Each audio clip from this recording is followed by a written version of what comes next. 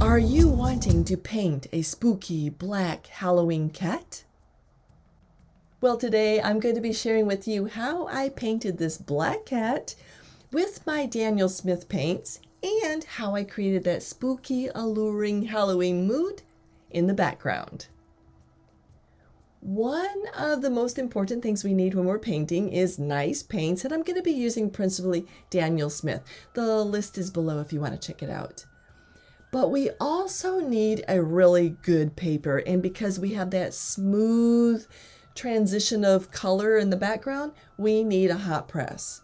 I'm using Fabriano Artistico hot press paper.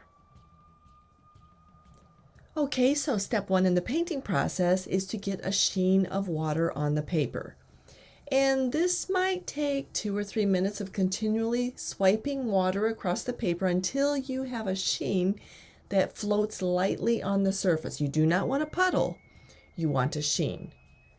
Once you have that sheen that's going to carry your paints around, then you take your lightest color, and in my case it's Hansa yellow medium, and you add it in. And that Hansa yellow is going to spread, and you gradually add more and more until you have the spread that you kind of want. Then you go to your next lightest color, in my case it's the new Gamboge, and you build up those colors. Once I had my yellows and orange transitions in the background, then I could bring in my dark spooky color. And this is the Payne's gray, or my representative black, for this painting. Now, by the way, this Payne's gray is M. Graham. It's not a Daniel Smith. I just like this particular color, so I continually use it. So as you're putting in that Payne's gray or your representative black, go very carefully, because if that black goes down into the yellow or orange where you don't want it, like on the pumpkin area, then you can't lift it. Gradually build in that black.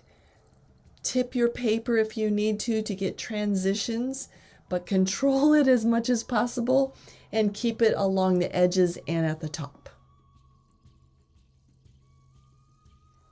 So I let everything dry, and then it was time to paint the pumpkin.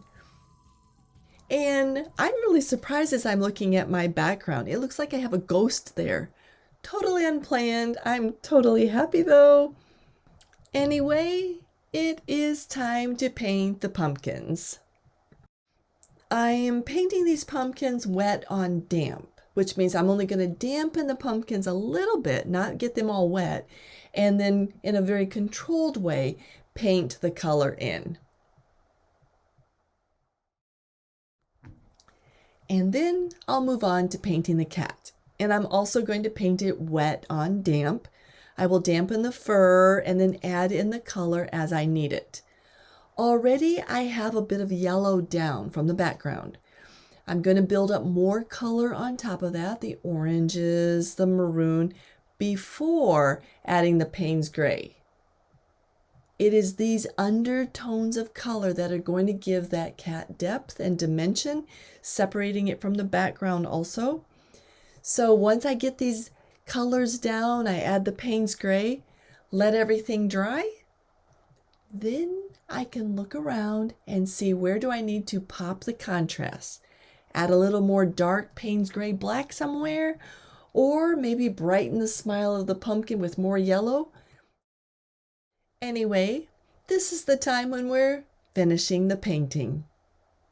So guys, if you enjoyed painting this spooky Halloween cat with me, maybe you want to check out my Thanksgiving turkeys.